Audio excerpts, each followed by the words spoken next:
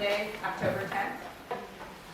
We've been looking forward to this symposium for a while. My name is Shannon Jackson. I'm the director of the Arts Research Center, and it's a pleasure to welcome you here to the Townsend Center.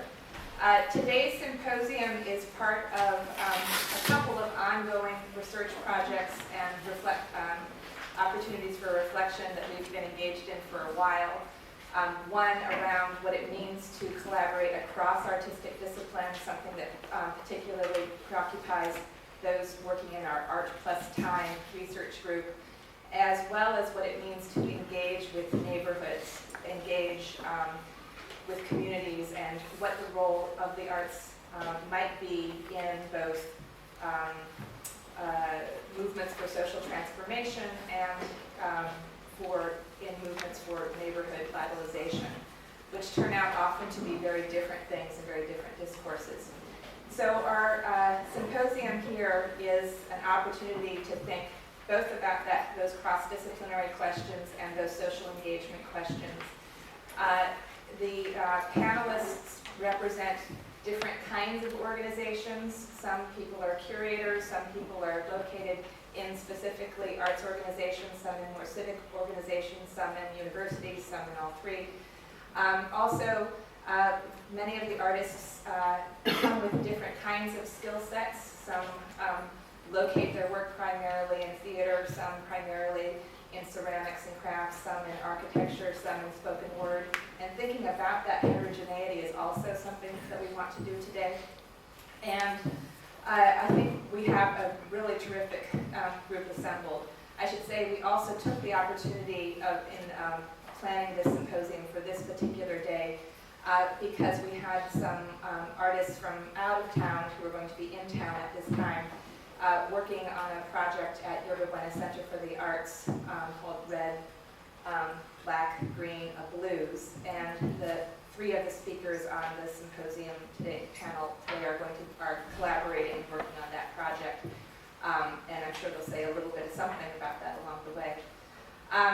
It's fabulous to have you all here. I want to take a moment to thank those who made sure we had a place for you to be. First of all, these projects are funded right now from with generous funding from the Townsend Center's Jabal Group Fund, as well as from the University of California's Institute for Research in the Arts, which provides implementation grants for different campuses to work along collaborative projects both within our campuses and in relationship to our campuses and our communities. So thank you, Townsend Center and UCRA. Thank you so much.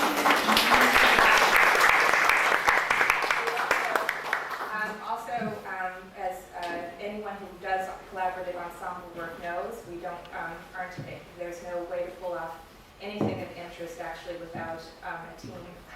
And so I wanted to take a moment to thank also the individuals who have put in so much work to bringing you here. First of all, our allied arts interns standing in the back. Angelica and Ariel are here, and more will be coming back and forth. Our two graduate student associates, Takeo Rivera is here, and Laura Richard, who has been absolutely ARC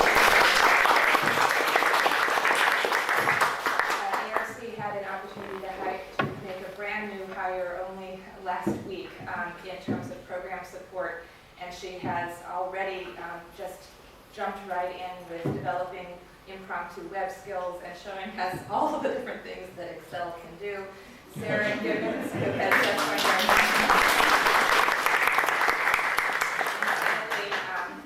that really means at ARC without the vital contribution at all conceptual and logistical levels of our Associate Director, Michelle Radkin.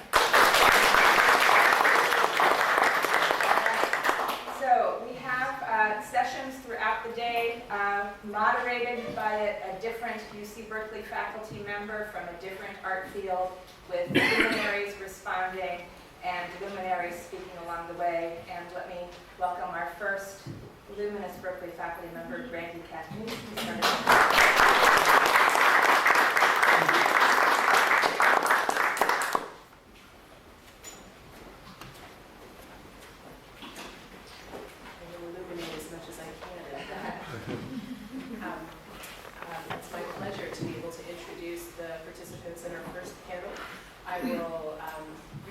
bios of each of them in the order in which they'll be speaking today. Michael Garces is the artistic director of the multi-ethnic ensemble-based Cornerstone Theater Company, which is based in Los Angeles, California. For Cornerstone, Michael has directed Making Paradise by Tom Jacobson, Shishir Kur by Deborah Woods Lapuma, Three Truths by Naomi Izuka, Someday by Julie Marie Myatt, Attraction by Paige Leong, and The Falls by Jeffrey Hatcher. He also wrote Los Illegals, the first play of the Justice Cycle, created in collaboration with communities of day laborers and domestic workers, and which was subsequently produced by Teatro Bravo in Phoenix, Arizona.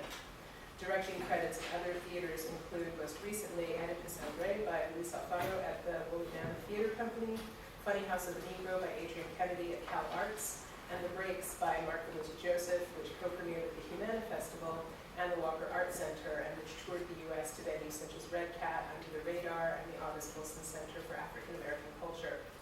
He has twice been in residence with the Consensus Run Collective, whose name I will not even aspire to pronounce correctly, in Chiapas, Mexico, collaborating in the creation of community-engaged work with members of the Mayan community. Mr. Garces is also on the executive board of the Stage Directors and Choreographers Society and serves on the Ovation Review Committee for the Los Angeles Stage Alliance. His full-length plays include The Web, Points of Departure, and Acts of Mercy. Short plays include Him in 3 parts, In the Zone, Tostitos, On the Edge, and The Ride, Audio Video, and Sandlot Ball. His solo performance piece, Agua Ardiente, ran off-Broadway at the American Place Theater, and he performed in and wrote for the Borges Project, which was presented at the Cultural Center in the Philippines for the 31st World Congress of the International Theater Institute, UNESCO. Mr. Garces is the recipient of the Princess Grace Statue, the Alan Schneider Director Award, and the TCG New Generations Grant. He is a proud alumnus of New Dramatists. Next, we will hear from Sean San Jose, who is the co-founder of Camposanto, the award-winning resident theater company of San Francisco's Intersection for the Arts. As program director of theater for Intersection, Mr. San Jose has helped create and curate a new program called the Hybrid Project, which was formed to bring together artists of all genres, merging different and emerging styles of performance in order to find a new performance language. He also conceived the theater project Pieces of the Quilt, a collection of short plays confronting the AIDS epidemic. Mr. San Jose organized and created the AIDS service arts organization, Alma Delfino Teatro Contra el SIDA, to distribute funds and present benefit performances. As founding director, he has worked to commission these pieces and then present the plays in theaters, schools, libraries, clinics, and community centers. He's recently been awarded one of the Audrey Skirball Kenneth Time Grant Awards to support the development of his new work. He has also been awarded a San Francisco Arts Commission, Individual Artist Commission, 2 residencies at Yoga Buena Center for the Arts from the Wattis Artist Residency, a Bay Area Critics Circle Award, Drama Log Award, Backstage West, Cable Car Award, and the Bay Guardian Goldie Artistic Achievement and Theater Award. Productions he has conceived, created, and produced have also garnered numerous awards and excellence, including the Bay Area Reporter Best of the Season, Cable Car Award, Drama Log, and Bay Area Critics Circle Award. And I will just say from personal experience, he is an absolutely electrifying performer. And finally, the respondent for this panel is Joel Tan, who is Director of Community Engagement at San Francisco's Treasure Yerba Buena Center for the Arts. Mr. Tan has more than 16 years' experience in program management and coordination in the field of health education and community arts. This work has provided Tan with the opportunity to design and implement complex local and national education programs, including arts-based HIV prevention programs for at-risk youth and gay men. In addition to working as a health educator, Mr. Tan has a rich background in theater and literary arts, having served as the Associate Artistic Director for San Francisco's Asian American Theater Company and is an active member of the National Filipino Arts Network. With a BA in Comparative Ethnic Studies from UC Berkeley and an MFA in Literature and Creative Writing from Antioch University, Mr. Tan has been widely published in academic and commercial publications. He's a playwright and a writer of essays, short fiction, and poetry on race, sexuality, class, and colonization. His awards and honors include the Spoon River Review Editor's Prize, an Eloise Clyde Heal Talent Scholarship, and a UC Berkeley University Scholarship. I look forward to hearing from all 3 of our panelists.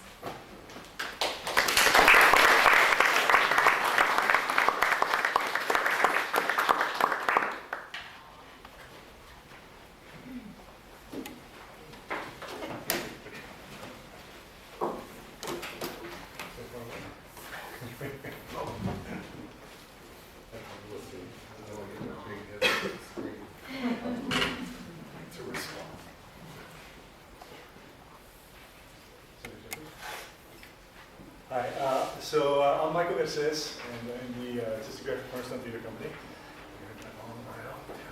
So I'm gonna talk a little bit about Cornerstone's practice, and then try to get into a little bit of a couple specific projects that we've been working on in the past few years. So Cornerstone Theater Company is a community engaged ensemble, by which we mean we create work for and in collaboration with partner communities. And so when Shannon asked me to come speak today, I was thinking about it in the context of this notion of expanding audiences and expanding theater. And when I think about expanding audiences, at least in our context, it's really about process. And this notion of theater is more of an aesthetic question, I think. Our process in a nutshell, and it's overly simplistic given that each community we work with, each project we work on, each group of professional art makers who are working on the project are vastly different. So sometimes our process really is extremely different from this. But our basic process is one in which we commission a playwright.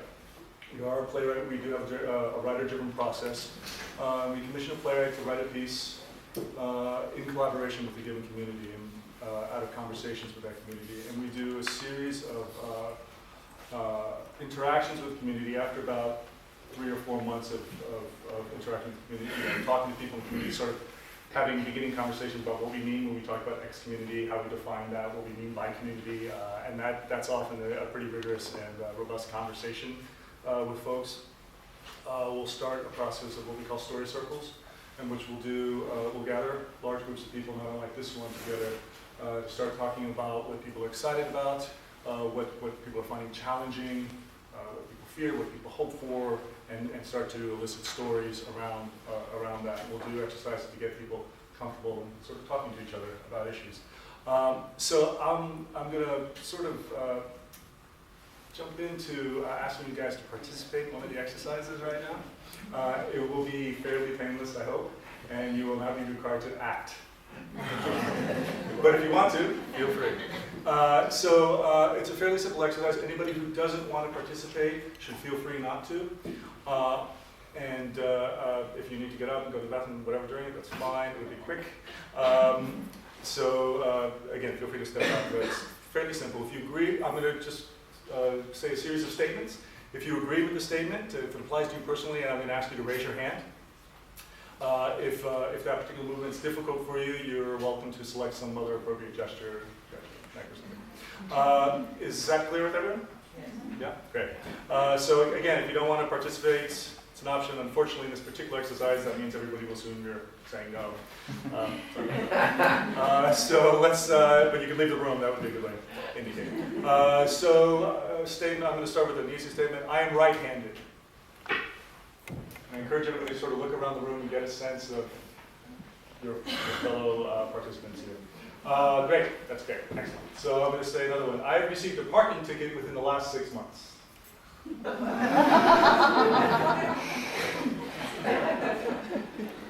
I have a tattoo. Okay. In groups, I'm often the first to speak up.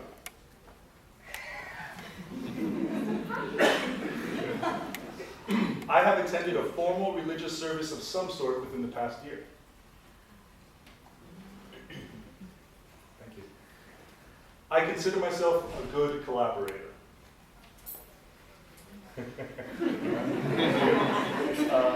Halfway up. Yeah, I didn't raise my hand. I am comfortable asking others about their belief systems.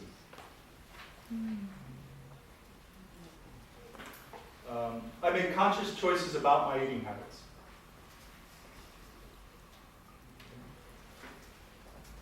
I have been inside a mosque. Mosque. I volunteer for an organization in my community.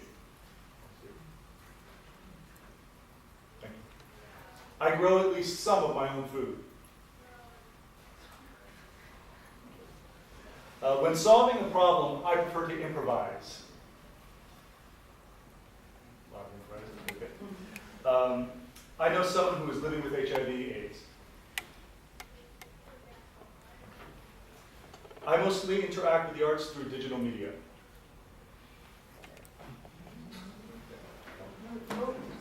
I know an undocumented immigrant by name. There are public buildings, in my community in which I do not feel welcome. Thank you. I think of myself as an artist. Thank you very much. Last one. Sometimes when I think about everything that has happened in my life, I think someone should write a play about that.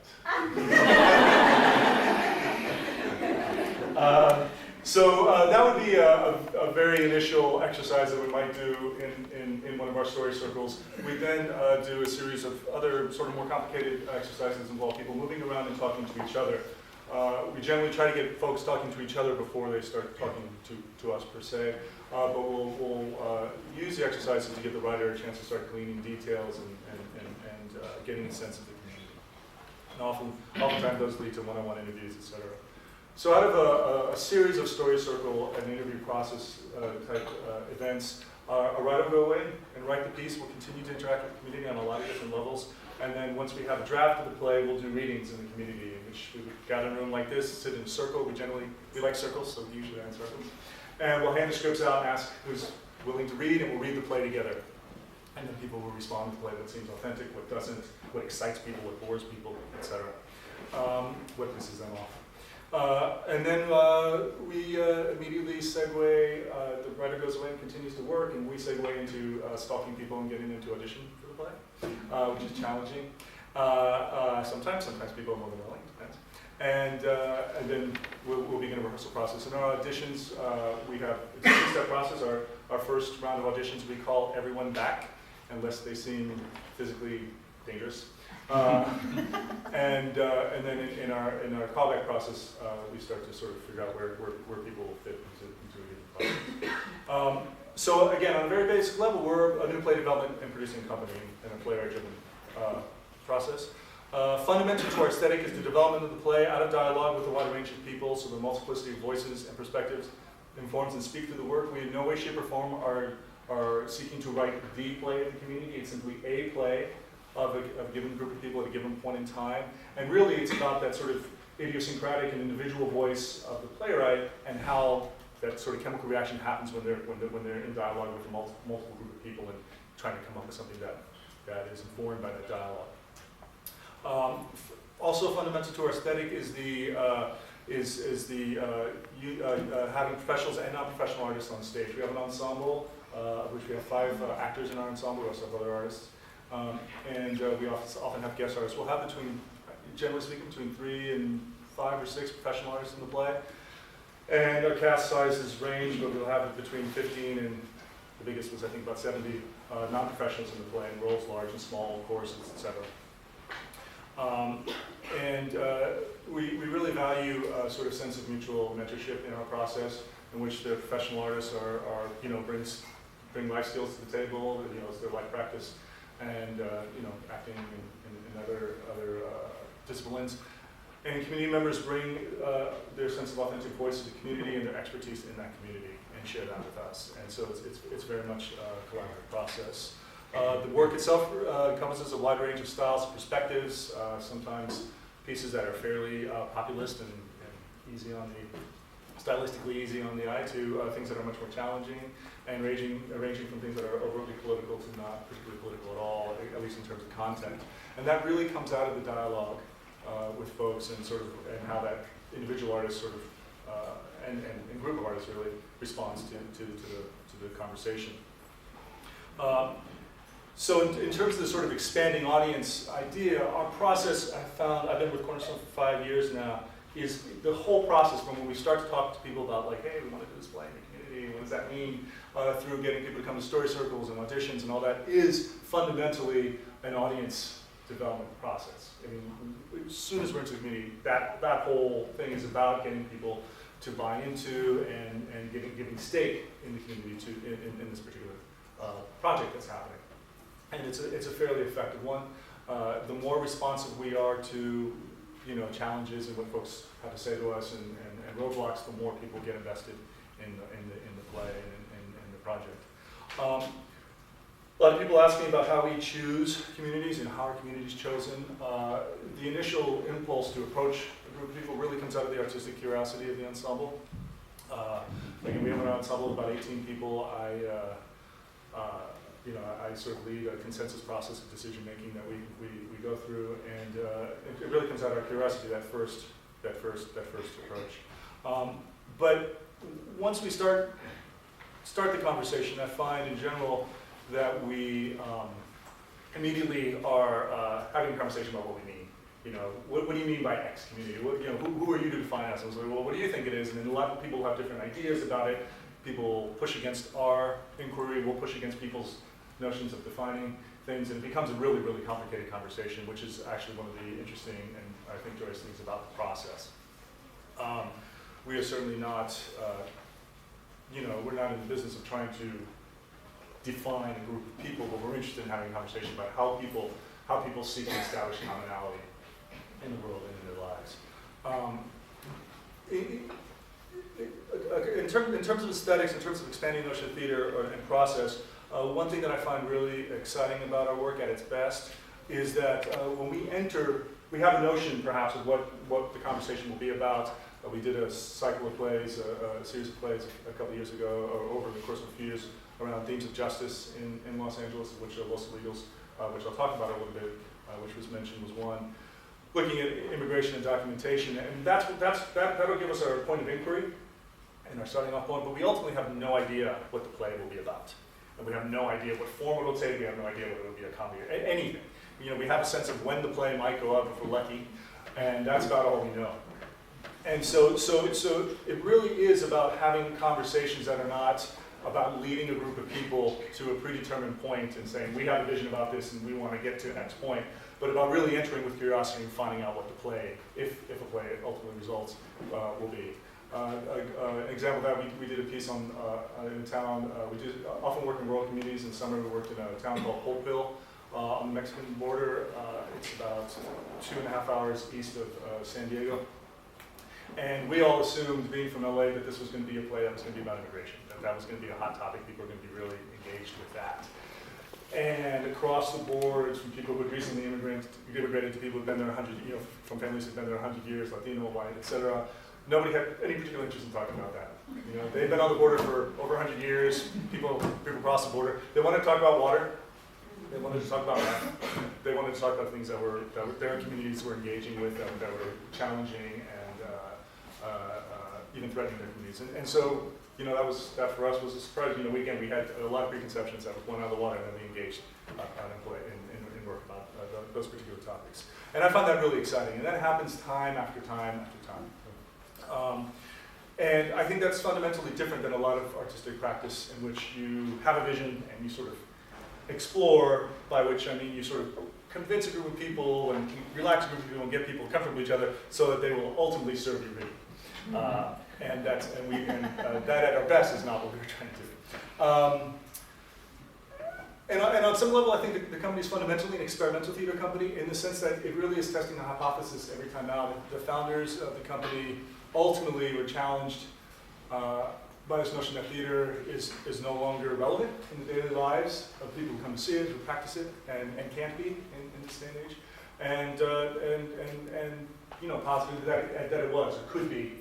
And each production is about challenging that hypothesis, and we find to greater and lesser extents whether that's true or not in our work. Do I have anything else to say about the process? One thing, just so that people have a sense of what the work is, our work tends not to be devised work. It does tend to be player-driven, as I said, and it tends not to be documentary, though there are exceptions to both rules in particular processes, in particular artists. So we tend to create a fiction or adapt an existing text and to tell the story of that particular community. Do I have time? Does anybody have time? You do have time. I do have time. Excellent. So I'm going to talk about a piece we did a couple of years ago called Los Illegals. It's a piece I wrote. And it stemmed out of my personal interest in this notion of documentation and what it means to come here and seek work and under the current political circumstances. And so we started that process by reaching out to organizations and individuals who are engaged with the immigrant, particularly the day labor community in Los Angeles. And I started having a dialogue with Pablo Alvarado, who runs the National Day Laborers Organizing Network, which is based in LA. It's a national network. And he and I had several conversations in which I talked to him about helping us sort of find safe spaces in which to have conversations with people who are engaged in it, both activists, but primarily people who are day laborers who are seeking to make their lives, and talk to them about the project we're doing and see if people are interested in participating. And he was interested, but one of the first questions he asked me was, what's the challenge, which we get often. It's like, so okay, you guys come in, you do this project, you're here for a year and a half, 2 years, and at the end of the day, you do this play, and then off you guys go. And he says, so what happens next? And I said, you tell me. I said, what happens next? And we kind of looked at each other, and I said, look, we don't have the resources or the capacity or really the mandate. I can't dictate to you that in your community or your community as you see it, art making or theater making should be happening. But if you come 50% to the table and start making something happen, we will work with you to continue it. That's definitely part of our mission. And he was a little dubious, or a lot dubious, I would say. But he said, okay, we'll see. I said, we will. And so we started hitting street corners, and we went to organized sites at Home Depots around the city. We went to anti-immigrant protests, went to pro-immigrant protests, both with Paulo and on our own.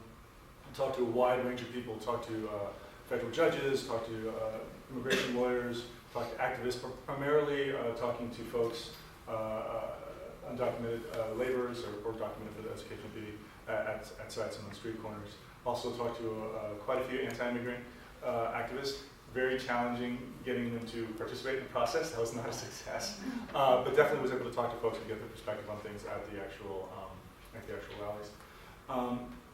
And focus on two places specifically after a number of months. One was a organized site run by UDEPSCA, which is an immigrant support organization outside of Home Depot in Hollywood.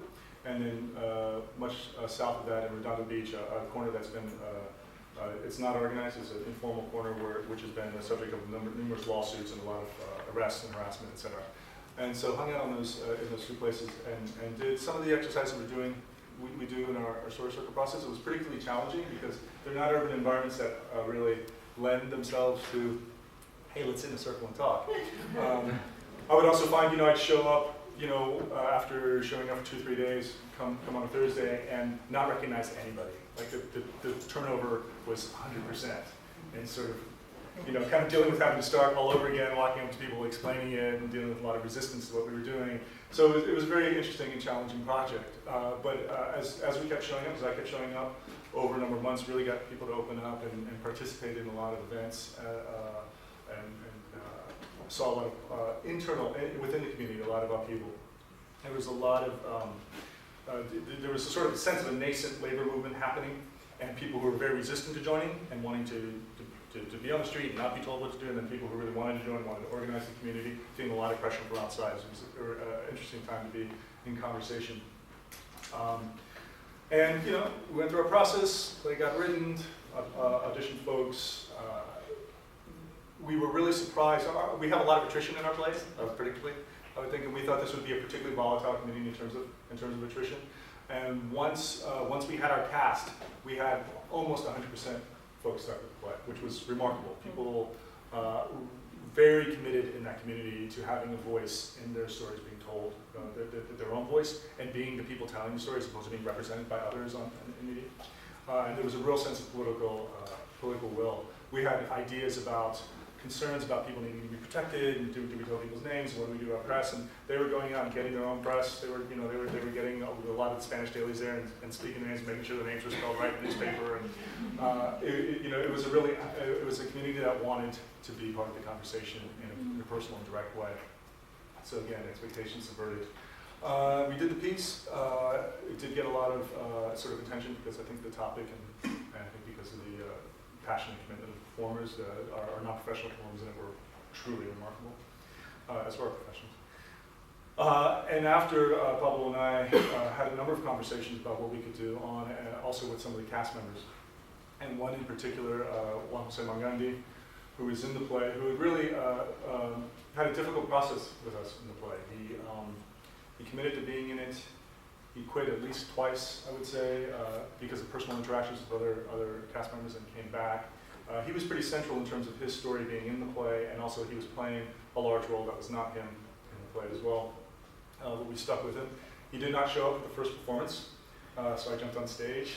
He needed someone who could speak language, so I had to chop off all my hair and get on stage.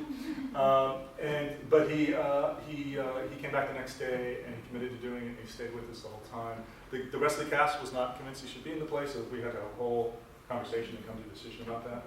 But they elected to stay with him. He apologized, and there was a lot of passionate conversation back and forth.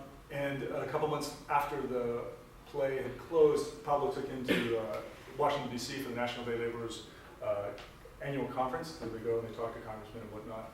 And I got a call from him saying that he had brought the script with him, and he had cast a reading with day laborers from around the country and activists, and they'd done it in the lobby of the hotel, and he cut all the bad parts out of the play. Really well. And I was like, that's fantastic. Bad parts. But it was amazing. And I think directing the play and making it happen, and having watched our director, Shishir Group, in action, and sort of taking from that, was sort of a big moment for him. And he and I got to talking about, starting a company, what would it take and what would it mean? And so, I said, well, what it would take really is just getting a group of people in a room together and start making work. And so we did, and we were able to do some fundraising for it as well, primarily through the Ford Foundation, and now we got quite a bit of support for it. It's been going for 3.5, 4 years now. For the first year and a half, we had they came up with the name Teatro Jornaleros Sin Fronteras, Day Labor Theater Without Frontiers, and we had a fellow, a graduate from UC Irvine, who sort of kind of stage managed / produced it. Juan Jose is the artistic director, and he kind of helped. And Juan Jose and Pablo both said to me, we need someone bilingual who can sort of be the theater guy on this, and so we had that position. But when he finished his time, we actually hired Lorena Moran, who was one of the original actors in the company, to be the managing director of the company. And so she is now the administrative partner of Juan Jose's. They make all decisions together with a lot of conflict. And it's truly remarkable. They've been doing work for 3 years, I think 3 years now, touring day labor sites and community centers, churches around Los Angeles, as well as other parts of the state. They've been up here in the Bay Area, working with different Jornalero sites in Oakland and San Francisco. And their work has acquired a lot of depth. They're growing every time. It started out very, very populist skits, I would say, very funny and very broad, and they've gotten increasingly more complex and doing increasingly subtle work. It's not been without a lot of challenges. You're talking about a group of people who've never come together before to create art, and sort of figuring out what their process is going to be, their structure, how they're going to make decisions, who gets to make decisions for whom, how the money is going to be spent.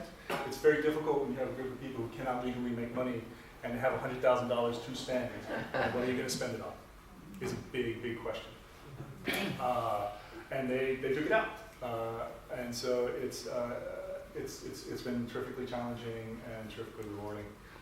And they are now creating their first full-length play. They've created 3 parts.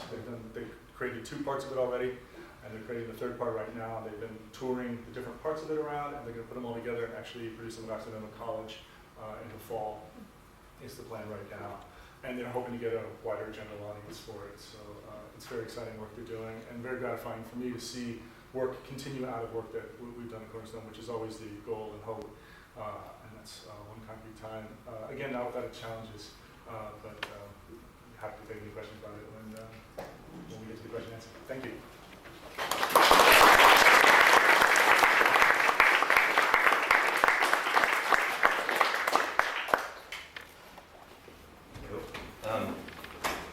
That was great.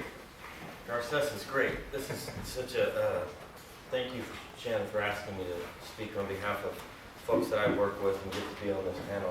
I respect all the people on the panel, and I think that, you know, he's only touching on about 1/50th of the scope and the impact of the work that Cornerstone does. It's really amazing. So if you think of just that one project and how many projects they've done exponentially, how many people and how many communities, how many themes, how many ideas they've touched. It's like the rare thing. I think in 50 years people will look back at Cornerstone as like this amazing thing that happened. And I think in some ways all of us are circling around these same ideas. It's really cool to be in a room with people all like this. The title of it, Situated, seems right, especially for us at this time. I work at a place called Intersection for the Arts, and it's a nearly 50-year-old arts organization, alternative arts organization, if you will, and speak primarily about, from the perspective of just one of our programs, the performance program, and then within that, the resident theater company, Campo Santo, which has been in existence for 15 years, and also at Intersection for most of that time, which is pretty amazing. And I think what's most exciting to be in this room, though, I'm probably going to read more than I'm going to talk, is that the notion of Situated, of course, being an organization that's almost 50 years old, and even a smaller theater company that's 15 years old, questions, that's all it ever really is. It's really like, I try and follow my grandmother and my aunties, and, you know, this immigrant notion of just instant adaptability. So you want to just adapt as instantly as possible to everything to get in the room, to get your place around the table.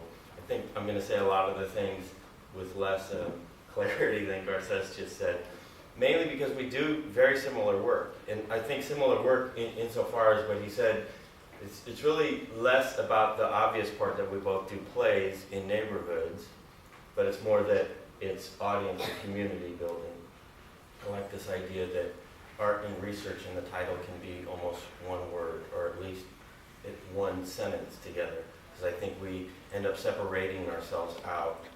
So sometimes we said, how many folks identify themselves as artists? And I still, after many years of working in that field, that's not my first thing. That feels like sometimes it feels like a privileged thing to be in the position of, and you try and remain on task, I guess, a little bit more. And so I think that the notion of the work that you do and Cornerstone does about reaching people is the whole point of it, at least for me. So, I mean, I think it also comes, whatever, culturally, you know, I'm a product of a port city, I'm a product of two different islanders, so this notion of sort of swimming and navigating is just, it's in the blood, so it's just, that's how you exist. I mean, we have more questions, probably more than ever now, for both of our organizations, which isn't to say that that's like a heavy weight. I think it also just means that there's more opportunities, more possibilities, more impact to be made. So here, I come here actually with more questions than offerings, but I think that's what's cool about doing convening, right? Is that we all come into the room, and that idea that we can think together. I think they have these phony words for it now, like, what do they call it? Like, there's these new phrases they have for like being in groups and the best idea comes to the top. I say phony just because it's like it's like they pretend it's a coining of a new term that has to do with a business model, but it's really just a community model. Well, it's a crowdsourcing. And I thought that was just like, whoever talks shit the loudest in the room has the best idea. And I think it's called crowdsourcing because it's related to business. I'm somewhat cynical, yes, it's true. But I think the notion of questions is why the group, I mean, we're really lucky. Intersection is run by a really big history with all these great things that have happened to it. And our executive director, Deborah Clonan, has this huge vision that is about civic sort of accountability and responsibility and commitment and involvement. And within that, we have all these different programs, visual arts, literary arts, performance, music, ways that you can try and plug into that or turn those lights on. And like I said, I'm going to talk mainly about the work that Campo Santo does. I mean, and that's how the group came together. Just less that it was a group of actors wanting to act more, which is always going to be something that people want to do and is fun. And if you know a lot of great writers and you know a lot of great stories, then you would want to do that. But more so, it's more about asking questions about the world that we live in, the neighborhoods that we live in, and telling those stories. Like, so how could you do these impossible tasks of 4 people coming together and say, we want to tell the stories for 4 million people or more. We want to tell the stories for the lady that runs the bakery on the corner. We want to tell the story of the guy that puts the fruit out in the morning. I was just at a panel last week, and someone called it, Roberto called it the invisible stories, and I think that's what we're all trying to do, making the invisible stories more visible or heard. Because ultimately, performance, in an ego weird way, is just about sort of being the person talking and being seen, but beneath that is being seen. You want to be seen because you want to be heard, because you exist here, because you live in this world. And I think a lot of us you just talked about a whole play about that. There's a whole world of people that aren't seen, or they're seen under a banner, Los Illegals, right? Those aren't even people. And so I think when we have these bigger questions in society, like the bigger problems, the bigger issues, it's the problem, and then we lose track of the people that are behind it. And for us, it's a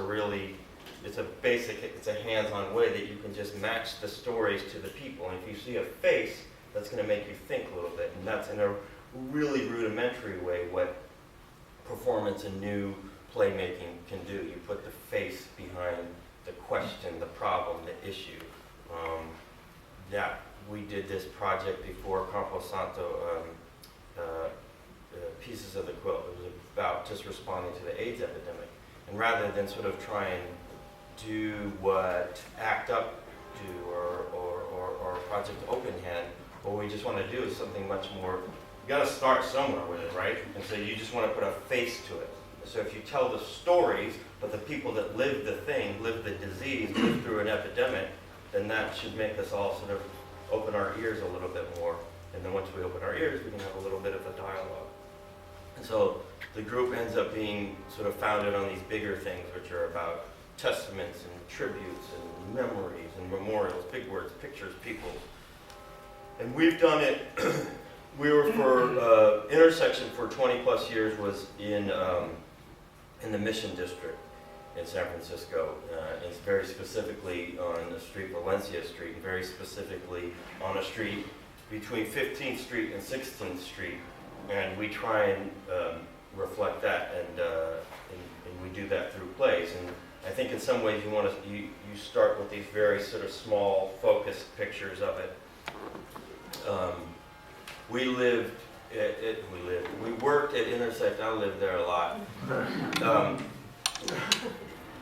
Between 15th and 16th, which is to say between 15th and 16th, the new thing that I'm really sort of like, sort of trying to unearth more is these notions of surveying or mapping, sort of in that same way that you can take a problem or a disease or an issue and find the stories and then find the people beneath that. I think maps and surveys are a way of saying, like, this is the world and this is the world we live in, and here are numbers and color codes for it. Then beneath that, there has to be something else.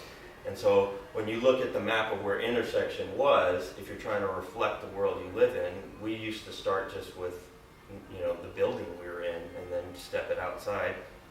And down one block on 15th Street at that time was Valencia Gardens, which in San Francisco was the largest housing project at the time before the city made some crazy deal where they sold it off and made half the people move and gave them like $100 to move somewhere else. And then they rebuilt it again. So it's not the largest, but it's still a new big housing project. And then on the other corner, you have like what Time Magazine 10 years ago called the hippest bars. And so you're right in the middle of, gentrification is an easy way to call it that, but you're right in the middle of like growth or breakage, whatever happens with growth. And I think you try and, how do you respond to both of those things at once? And I think that's where questions come up, and that's where navigation comes up, and that's where you have to ask yourself, who are you really trying to talk to? Who are you really trying to tell the stories of? And I think the process that Garces just talked about is really similar for the work that we do. We do something called open process. All the work that Intersection does is new work, and I think that's, you know, it's partly aesthetic, it's partly imagination, it's partly creative, but it's also practical insofar as we're trying to reflect the world that we live in. So seemingly the smaller you make the gap between the world and the sort of performance space, the better it is. And sometimes the speed at which you do that can help. Meaning using a pre-recorded thing from a longer time ago may have a slower process to ask someone new into the building to say, no, that song is about you and it's about VG down the block right there. And if you're playing a song that they listen to at VG, then they're going to hear that a little bit better. Or you tell them a story that you say, well, you see in the Crucible what it's about is alienating people. Instead of sort of taking it 2 or 3 steps outside of it, you say, don't you feel alienated? What do you feel alienated about? And it's just a different tack. There's different ways of doing it. And sometimes when I speak like this, it sounds like I'm positioning ourselves against what has happened, but it's just the way that I do it. It's the way that I came into theater. Like, I never understood theater really when I grew up. When I grew up, we grew up in San Francisco, and it was just not something we did. There was downtown things, and there was things that our family did. So communal thing would be go to grandma's for Easter, and there'd be like 40 people there. That was pretty communal. That was pretty big. And, you know, it played itself out like a communal gathering, like a performance. Everyone had their little functions in a 40-person family, right? And then there were other things that you did for entertainment, like a movie made a lot of sense. Going to really big, humongous, gorgeous buildings in San Francisco made less sense. Like there's City Hall, and City Hall kind of seemed scary, and right behind it was War Memorial Opera House, which if you sort of look at it in a teenage mind, does not actually seem that fun. And it's called War Memorial. So you're kind of like, nah, it's 2 strikes, I'm cool. You know, I'll just walk farther up Van Ness because they got the Regency 1, and I know how to do that transaction. I pay my little $5 and I walk in the movie theater.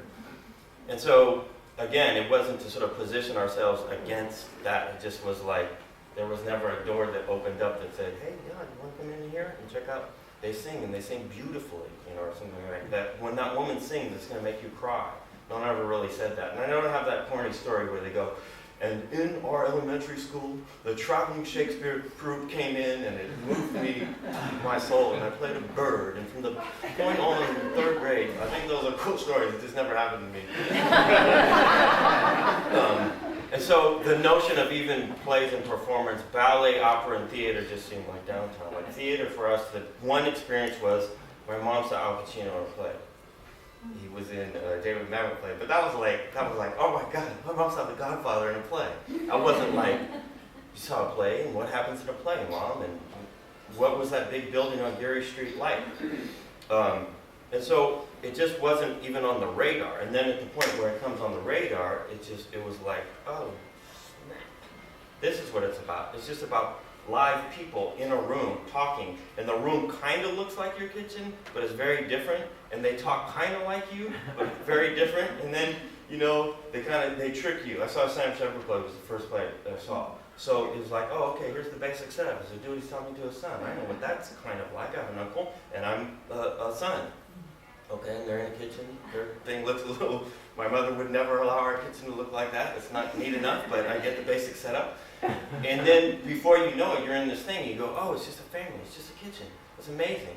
And then it's like he tricks you into it. And then all of a sudden in the middle of it, this guy has a monologue, and he's peeing on stage, and he's talking about the stars, and he's talking about all this crazy stuff, but it's too late. You're already in the thing. You know what I mean? You can't be like, oh, no, I would never do that, or I don't understand that. And that was the beautiful moment. So it's kind of from that basic kind of place where we start the thing, and a long way of saying that's why new plays, because you want to be in the moment. You want to respond to the thing that you see. And I've always then therefore seen it in that way that theater is just, it's just another way of making the world reflect back to you.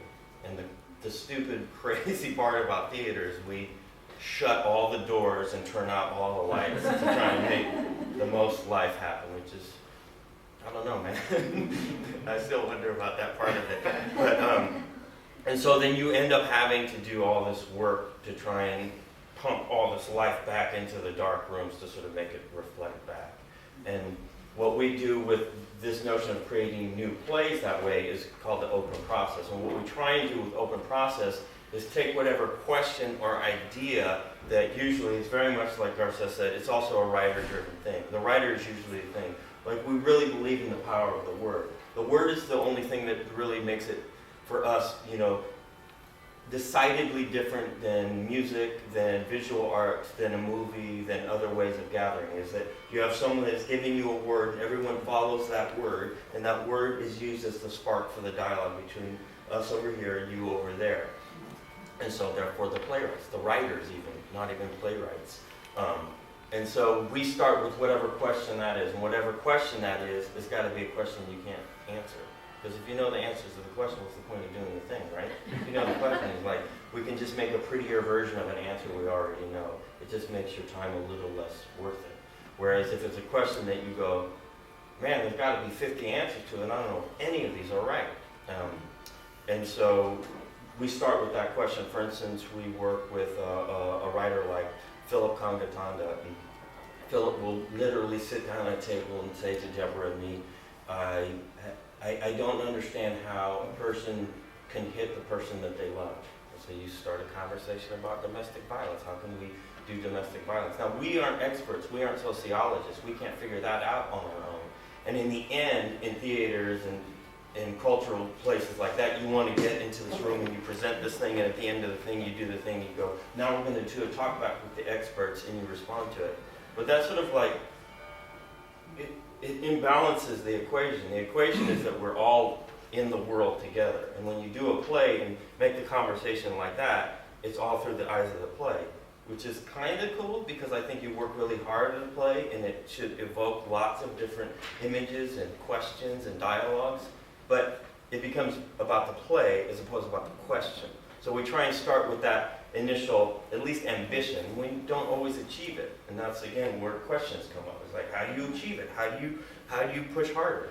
Is that, there's a long way of saying open process. You open the process up from the very beginning. So we're starting with the question with Philip Kangatanda about why would you hit someone that you love? You ask the world that. And we start by asking the people that it most affects. And our pretend world's version, the real world, has real people that deal with real issues, that have real experiences about these real issues. And so something like that with a piece with Philip Gatanda you ask, go to the source, ask the victims, ask the perpetrators, ask the witnesses, and then you end up surveying a pretty wide spectrum of people because you find out if the question sort of has any meat to it, that a lot of people deal with it, that a lot of people have to respond to it, that a lot of people have more questions about that. And in doing this, we create sort of two trains running at the same time. One is about developing a play, and one is about exploring this question. We do it through a lot of different events, some really similar to what Garces was talking about, a story circle. Ours is much more like an open forum or a storytelling night or a research night or writing workshops or visual arts workshops. Anything that is going to sort of put those questions in the mix in as many ways as you can. And that's a lot of work, but it's also in many ways the most gratifying work, because then you know that your hands are really on the question. And sometimes in the plays and in the products, I know this for myself, you worry about sort of shining the thing up as much as you can, trying to make the imperfect thing perfect, which is what theater does a lot of times. But you get these real conversations. And so we don't get to have the opportunity to do something like Cornerstone does, where you get the actual people in the actual event from start to finish. But what you do is also you get informed by it all the time. We work with a writer like Naomi Izuka, who wants to explore the Mission District when we used to be there. You come in with this great idea, like you were saying, but then the world tells you the answers to it. Like, I want to do a thing about a building and all the memories and ghosts are in it. But then the people in the neighborhood are going to tell you, like, hey man, we don't have any answers in the mission. The mission is a mystery. Like, there are more question marks than there are, correct pathways into the answers and the histories. And so that informs the play, if that makes sense. And it informs it rather than sort of documents it. I think we we tend to leave the documenting, for the most part, to documentarians. And I think that what becomes most exciting at this time in doing the work is that these notions of, you know, a sort of layman's archaeology or a ground level sociologist or a cartographer even in your own way become the tools that we're using now. We moved from the Mission District into downtown in San Francisco, and not only did we move downtown, but we moved into the giant San Francisco Chronicle building, which is, you know, it's the Chronicle building, biggest building if you live in the city. And we're part of a bigger thing now. And so, of course, that like, your head hurts at one point, but then also your eyes get really wide open. And I think that's where I'm at this point where you go, so it's a little bit like starting all over again. Like, we used to start with a really specific mission where we opened our doors, literally opened our doors. So we could let anyone in, and then the SROs next door, we wanted to know the names of those people. And then, like I said, you have VG over here, and your bars over here, and you get to know that neighborhood. You start with the block, you move to the neighborhood, you move from the neighborhood into the city, and then into the state. And so I think we're just trying to figure out, like, man, how do you keep yourself on task when you're trying to sustain? Like, we can't do all things at once, or can we? So, and what I mean by that is, like, can we still continue to do these very intimate, hopefully impactful plays that tell the pictures of the stories of our neighborhoods, but at the same time, we live in a really crazy city because we live in really crazy times, because we live in a really screwed state in a lot of ways. And what do you do when your neighborhoods, like, we moved out of the Mission District, and everybody asks me all the time, you know, like, is it sad to move out of the Mission? You guys lost the Mission. But we lost the Mission. We, as in people, like, I was raised in the Mission District a long time ago. And it's like, in some ways, it becomes a question for all of us, of like, what do we do with our cities if we already lost our cities, especially our metropolitan big cities? We already lost our cities. Like Willie Brown and Jerry Brown, they sold the shit off like 15 years ago. And, you know, and we're just going to go, and we're going to go like, gee, how did that happen? Why are all these big buildings being built when the city is broke? The state has no money, but look at all these massive prison and industrial complexes being built. We don't, you know, it's like this delayed effect, and we're supposed to act like we don't know what happened or something. Like millions of contractors suddenly in San Francisco rent $2 billion. No black people live in San Francisco anymore. How did that happen? Gee, did black people just want to move? No, we get kicked out of our own city. So what do you do in order to hold on? And how do you tell those stories? And in some weird way, we're sort of jumping into the fire with it. And we're saying, like, not only are we going to sort of put ourselves to the test of, like, learning a new neighborhood and still telling all the stories that we can, but also, like, how do you sustain an organization? Okay, Intersection, like I said, is almost 50 years old. How do you sustain an organization? Not like how do you survive anymore. I think arts organizations learn how to survive. We're adaptable. We do shit for free. We do it because we love it. We do it because we need to. But then how do you do something that's going to leave a legacy? How do you do something that's going to leave something behind for folks? And I think right now we're in the midst of trying on 50 different ways of doing that. And I think a lot situated makes sense. Like it's all about space. It's all about place. Like how do you find your place in the world, but also how do you place yourself? And are theaters the best way to do theater? I don't know. Maybe not.